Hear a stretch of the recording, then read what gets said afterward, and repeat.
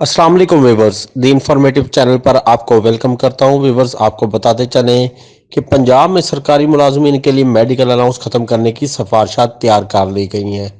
तफसीलात शेयर करने से पहले आपसे रिक्वेस्ट है, द इंफॉर्मेटिव चैनल को सब्सक्राइब कर लें, बेल आइकन को प्रेस कर लें ताकि आने वाली हर नई इंफॉर्मेटिव वीडियो आप तक बआसानी पहुंच सके। व्यूवर्स, आपको बताते चलें कि महकमा खजाना पंजाब ने सिफारिशात पंजाब हुकूमत को पेश कर दी हैं, जिसमें पंजाब में सरकारी मुलाजमीन के लिए मेडिकल अलाउंस खत्म करने की सिफारिशात पेश की गई हैं।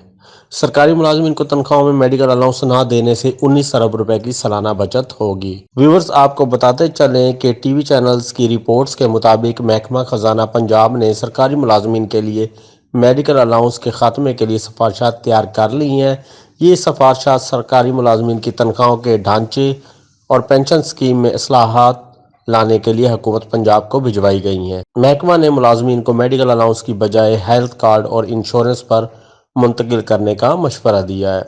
इस सिलसिले में हुकूमत सरकारी मुलाजमीन को मेडिकल अलाउंस न देकर 19 अरब रुपए बचाएगी। ज़राए ने बताया है कि हुकूमत इस सिलसिले में जल्द हतमी फैसला करेगी।